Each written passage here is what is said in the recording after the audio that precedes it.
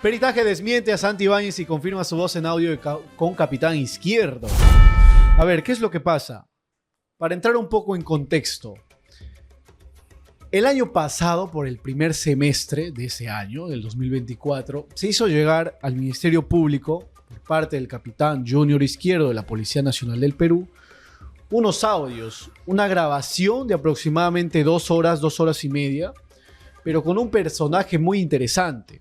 Se trataría de Juan José Santibáñez, en aquel entonces ministro del Interior, posteriormente a su censura, jefe de monitoreo de la Oficina Intergubernamental y hoy finalmente ministro de Justicia. Ahora, lo que llama la atención es lo que se ha mencionado dentro de los audios, por un lado, y por el otro, que el señor Juan José Santibáñez había negado tajantemente su autoría. La noticia que hoy en día llega a nuestras mesas y a cada uno de ustedes es que se ha realizado un peritaje por 3 expertos que han llegado a la conclusión de que este peritaje supera el estándar de alta probabilidad. Bueno, ahí ciertamente siempre estamos entrando al campo técnico-pericial. El campo técnico-pericial en esta materia, sobre todo, nunca te va a dar como conclusión, es él. Siempre te va a dar la alta probabilidad, baja probabilidad, entre otros posibles términos. Nunca un 100%. Nunca un 100%, sobre todo porque se analizan diversos criterios. Si la memoria no me falla, son 18 los criterios que se analizan para buscar similitudes entre la muestra, que entiéndase es la voz de la persona, y el audio presuntamente imputado. Y de estas 18 coincidencias que se tienen que buscar, mínimo tienen que haber 10 para poder concluir es él, en probabilidad. Pero obviamente 11, 12, 13, 15 coincidencias, cada vez hay mucha mayor certeza de quién es la persona que habría realizado de quién sería su voz en este tipo de peritajes. Ahora, para que también se entienda, acá también lo leo. Este examen fue realizado, este informe pericial fonético acústico forense, ha sido realizado por un ingeniero electrónico en telecomunicaciones, una licenciada en ciencias físicas y una perito lingüística forense para poder hacer la homologación. Entiéndase la importancia, uno, del audio por su contenido y altamente cuestionable y probablemente delictivo. Y también la dificultad técnica de poder hacer este tipo de pericias. Lo cierto es que ya tenemos una pericia oficial. Lo cierto es que Santibáñez tendrá que responder por esta acusación. ¿Tiene, por supuesto, derecho a hacer su propia pericia fonética? Claro que sí. Hasta que no la haga, tenemos solo esta versión. Y el Ministerio Público también tendrá que ver cómo continúa con esta investigación. Tendrá que ver qué tan delictivo, qué tan ilícito se ve en este audio. Y en consecuencia también tiene el trabajo de corroborar que este audio sea cierto. Y digo corroborar porque siempre está la suspicacia de que una persona hable por hablar. Al igual que yo ahorita le puedo mandar un audio a producción diciendo, oye, sí, el gerente ya se comprometió a llevarnos a cenar mañana en la noche. Por los 100K. Por los 100,000. Pero no es cierto, aún no se compromete. Pero en el audio dice que sí. Soy yo, el locutor, quien está aparentemente mintiendo.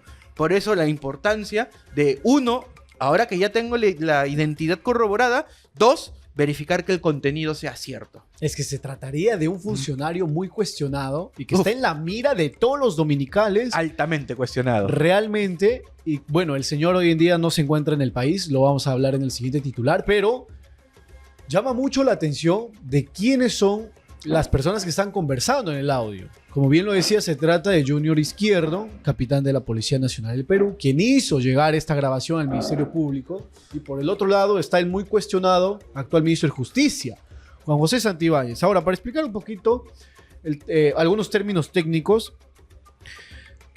como bien lo decía, se ha utilizado 2 muestras para el peritaje. Uno es la muestra indubitativa, que quiere decir que no hay duda, que hay certeza de que es la voz de Juan José Santibáñez, que fueron extractos entregados por el Congreso de la República cuando él estaba dentro participando de una comisión. Entonces, esa voz, ese video, se lo hizo llegar al Ministerio Público para su respectiva evaluación. Básicamente las grabaciones cuando él está hablando, cuando está dando un discurso, donde todos lo vemos y sabemos que es él quien está hablando. Exacto. Esa es la muestra 100%, indubitable. ahí sí, 100%, indubitativa. Indubitativa, que es el audio ya, donde se está corroborando o donde se busca corroborar la autoría de la persona. En esta oportunidad, el audio que entrega Junior Izquierdo, muy conocido por su seudónimo Culebra, muy conocido por este seudónimo. Tal vez no lo habrán escuchado por el nombre, por su nombre como tal, Junior, y su apellido Izquierdo, pero sí ha sido muy redundante el tema de su seudónimo, Culebra. Ahora, otra cosa que también se revela y que también implicaría la participación de la presidenta Dina Boluarte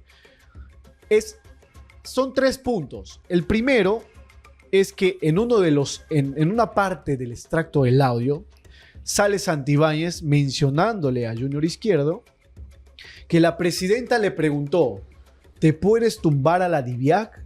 Que es la División de Investigación de Alta Complejidad, que fue encabezada por Harvey Colchado, y que ellos fueron los autores del allanamiento a la presidenta Dina Boluarte. Y un montón de cosas más, ¿eh? Porque la DIVIAC es una unidad de investigación dentro de la policía que se encarga de los casos más grandes, con los funcionarios más importantes, quienes se encargan de realizar las respectivas investigaciones y operativos necesarios. Son ellos los autorizados a, no sé, si hay que hacer un reglaje a un juez, lo hacen ellos. No me acuerdo, que creo que la semana pasada estábamos hablando un poquito de la DIVIAC, donde un fiscal supremo, Tomás Aladino, si la memoria no me falla, había estado denunciando un supuesto reglaje por parte de ¿quién? De la DIVIAC.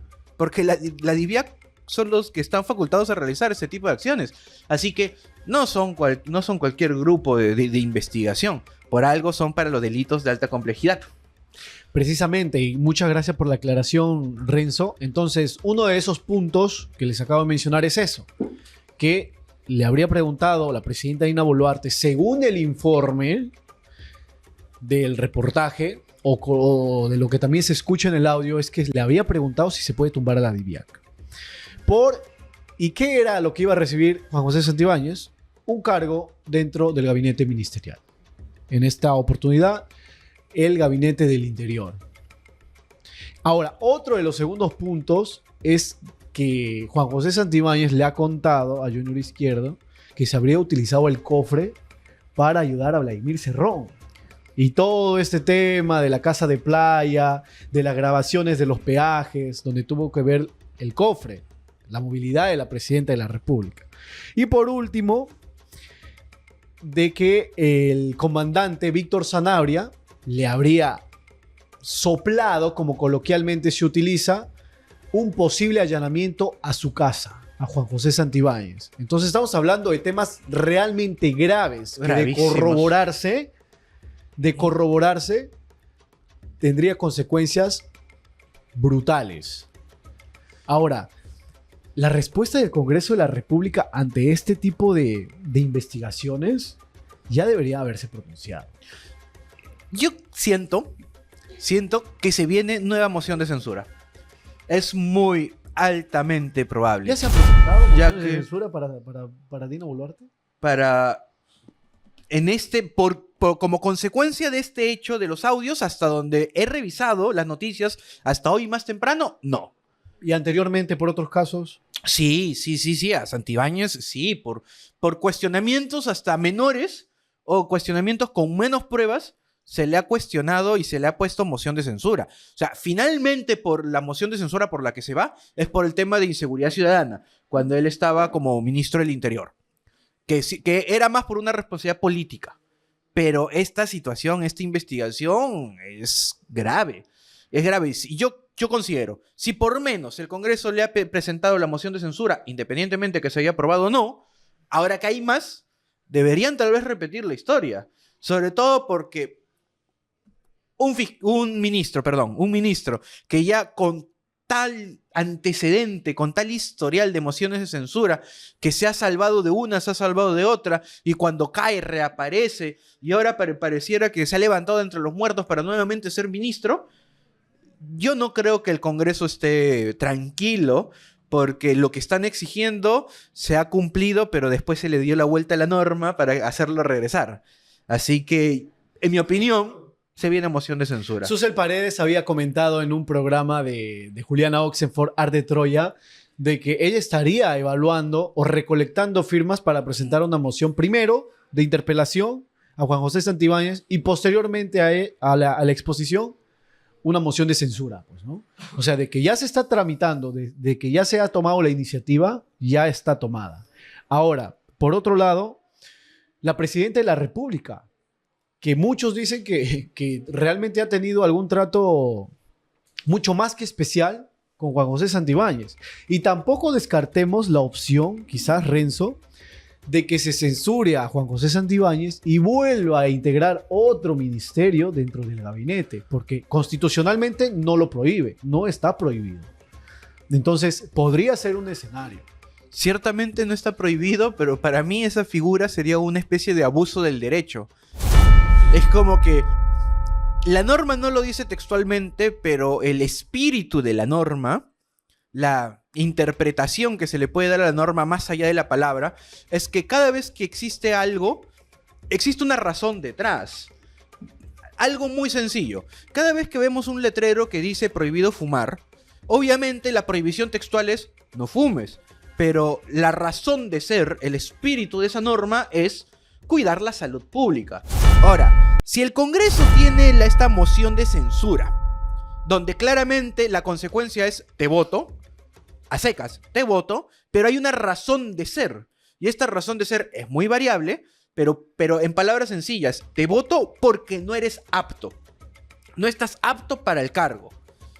Y si ya habiéndolo declarado no apto para el cargo, ojo, espíritu de la ley, lo regreso, formalmente no estoy incumpliendo la ley, pero sí estoy transgrediendo el espíritu de la norma.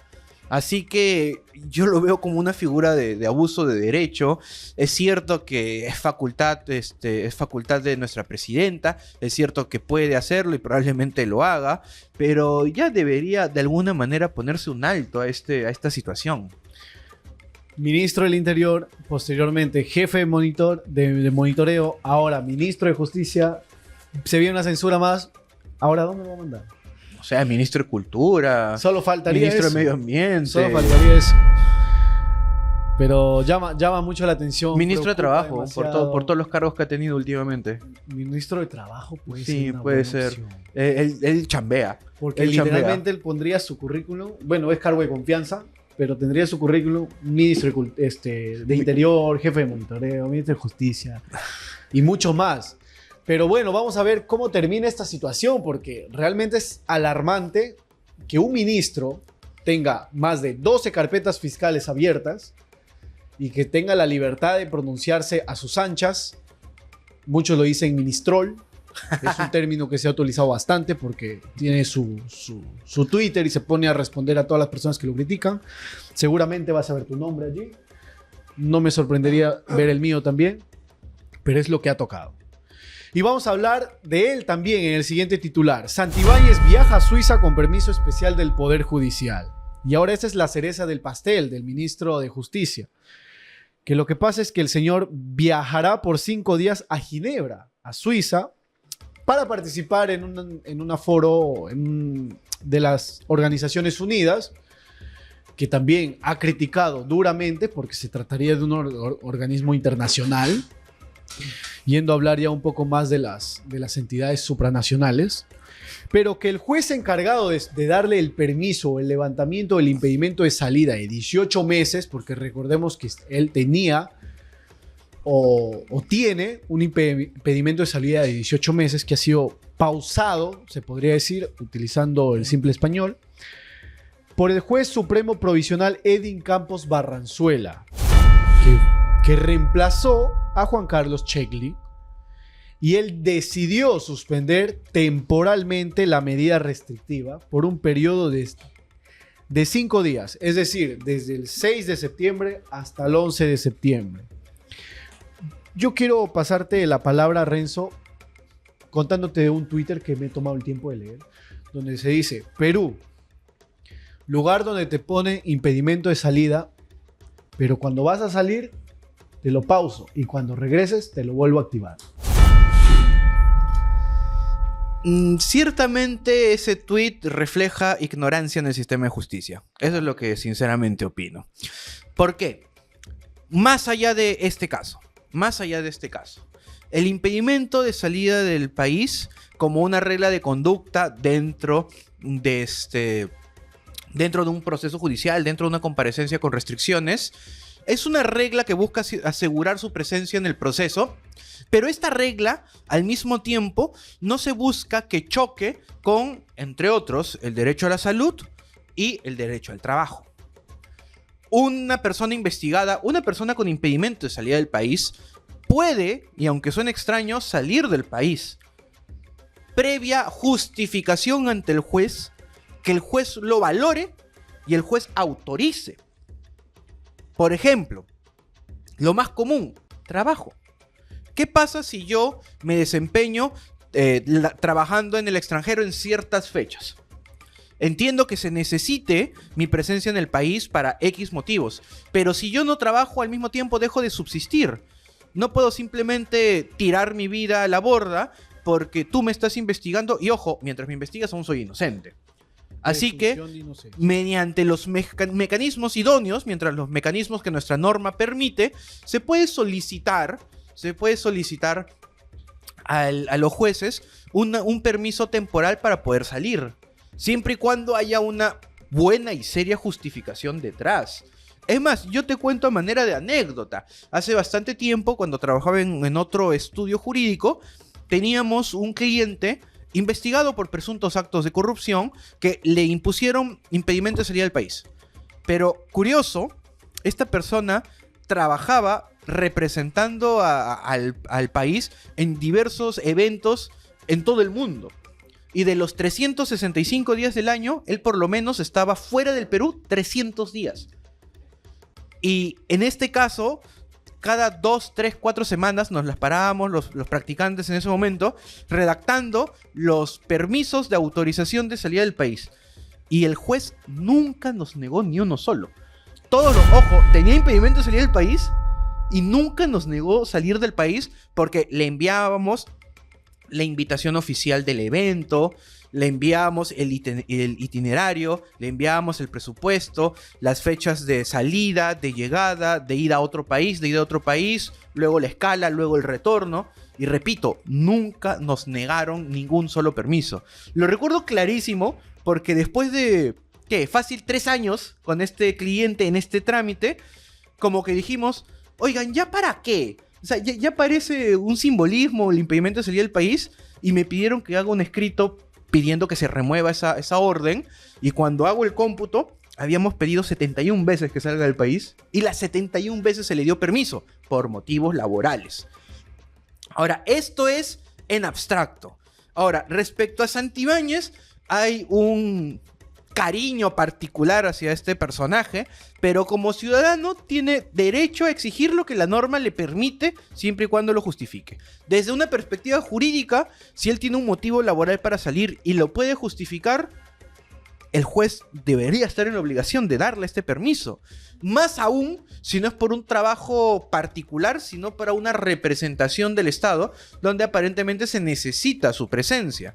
Así que quiero creer que este juez, independientemente de que sea provisional, pero este juez supremo ha hecho debidamente su trabajo, ha sido diligente, ha analizado los requisitos mínimos, ha corroborado de que existe una justificación documentaria, más aún en estos temas que son ampliamente públicos. No creo que se invente una reunión de la ONU y realmente no exista, no lo quiero creer. Y el juez, quiero entender que en un criterio proporcional y en virtud de la presunción de inocencia, le ha permitido salir. Ese debería ser el motivo por el cual sale. No le veo algo negativo a que simplemente salga a diestra y siniestra, tampoco es así, pero que se le dé este permiso controlado. Por el contrario, podría terminar siendo positivo para Santibáñez, en el sentido en el que va a demostrar una buena conducta, cuando regrese, por supuesto. Resolución Suprema en pantalla, 190-2025. Dice, se resuelve, artículo 1, y me quitan la pantalla. Autorizar el viaje del señor Juan José Santibáñez Antúnez, ministro de Estado en el Despacho de Justicia y Derechos Humanos, a la ciudad de Ginebra, Confederación Suiza, del 6 al 11 de septiembre, es decir, 5 días, ¿correcto? Del 2025 para los fines expuestos en la parte considerativa de la presente Resolución Suprema. Pero, entonces, ¿qué sentido tuviera el impedimento de salida si le pueden levantar temporalmente cuando él lo sustente? El impedimento de salida básicamente existe para que no salgas en cualquier momento, sino que si es que sales excepcionalmente, siempre entiendas, es una excepción, no es la regla. Si es que sales excepcionalmente, poder tener un control de dónde estás y por qué estás, incluso tener ese control para poder acudir a las autoridades extranjeras de ser necesario. Yo te doy este permiso, yo te doy este impedimento para que, por ejemplo, no se te ocurra en cualquier momento comprar un boleto de avión e irte el día que quieras y regresar el día que quieras. Porque un ciudadano puede hacer eso. Pero si tienes impedimento de salida, ya no. Eso no puedes hacer. No puedes irte de vacaciones con tu familia a turistear, no sé, a Estados Unidos porque se te antojó y porque tienes la posibilidad. Ya no vas a poder hacer eso. Pero si tienes que trabajar, si tienes que viajar por trabajo o tienes que irte al extranjero por un tema médico justificado, sí se te va a permitir para no chocar con los otros derechos importantes que tienes, que no son ni más ni menos importantes que el derecho a la justicia y el derecho a la libertad de tránsito. Jurídicamente. Por supuesto, jurídicamente. Porque ética y moral, la historia es otra. No, políticamente puedes cuestionarlo por muchos temas, la verdad. No solo por esto, por muchos otros temas. Pero podría ser también una opción para criticarlo. Porque él ha venido dando fuertes comentarios contra, por ejemplo, la Comisión Interamericana de Derechos Humanos y que busca denunciar a la comisión. Entonces, lo único que voy a rescatar es que esta resolución suprema que justo tenemos en pantalla, al menos sale al día siguiente que se aprueba este permiso. Porque un mal mensaje político sería de que primero el poder ejecutivo autoriza la salida pasando por encima del poder judicial. Eso sí hubiera sido un muy mal mensaje político, pero al menos han tenido la delicadeza, han tenido el cuidado, han sido bien asesorados para, no, primero ante el poder judicial. Y si ellos nos dan el permiso, ya, sales. El documento precisa además que el Ministerio de Justicia y Derechos Humanos cubrirá un gasto total de $6,681, de los cuales 3,981 corresponden a pasajes aéreos y $2,700 a viáticos por los 5 días de permanencia en el exterior. Un precio literalmente módico. Comparándolo con otros viajes que también hemos cubierto acá, hemos visto viajes de entre $20,000 y $30,000. Un viaje de $6,000. Por ejemplo, de los parlamentarios andinos que paran viajando en lujosos transportes, quedándose en lujosos hoteles. Entonces, bueno, por el precio, literalmente es módico. Sí. No estamos hablando de un precio tan, y nuevamente tan alejada de la realidad. Nuevamente hay que decirlo, es dentro de todo, nos guste o no, nos guste el personaje que va o no, es un gasto necesario para el Estado. Totalmente, totalmente de acuerdo.